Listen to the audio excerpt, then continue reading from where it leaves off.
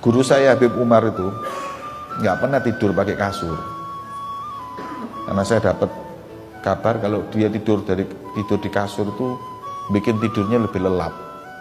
Makanya waktu tidur di rumah saya, beliau minta sama saya tikar kasur Palembang itu, tahu? Yang tipis itu apa?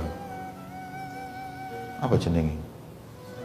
Kasur Palembang, orang bilang kasur Palembang tipis, itu beliau paling suka sampai sekarang.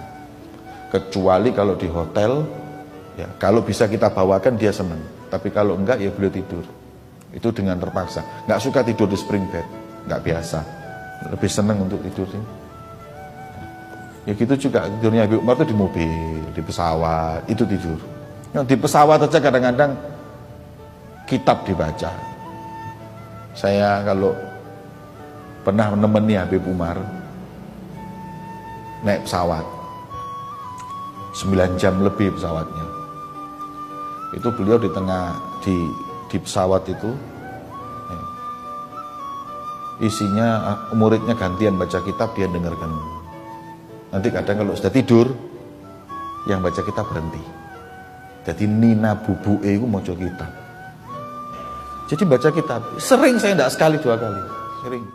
Pernah naik kereta api sama saya, sama Habib Thohir Al-Kaf waktu itu juga, saya masih ingat.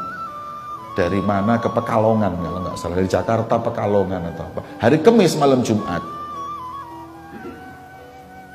Kemudian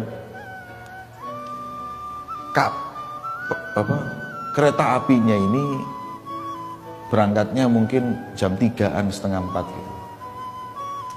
Nyampenya itu kalau nggak salah jam 8 atau jam berapa. Pas malam Jumat, adatnya wiridnya Habib Umar setelah sholat itu baca maulid ya. Di gerbang itu, di satu gerbong itu, tahu-tahu beliau itu baca doa wa ila hadratin nabi Fatihah ya. Setelah baca Fatihah semuanya, Habib Umar langsung Ya Rabbi salli ala Muhammad habibika syafi'il musyaffa. Ya Rabbi, kan rombongan ada sekitar 20 orang, sholawat kabeh, bingung sak gerbonge. Maulid. Sudah, saya kira cuman ya Rabbi salli, enggak, terus sampai baca fasal, qasidah.